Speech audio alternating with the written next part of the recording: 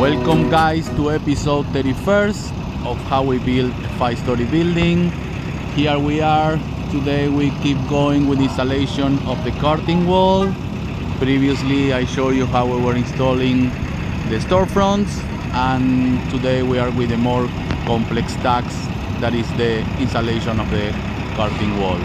Especially this one that we are working today, that is not straight, have like some design, and it's a challenging installation to make everything fit. Here you can see how it's designed and how is the anchors to the concrete slab.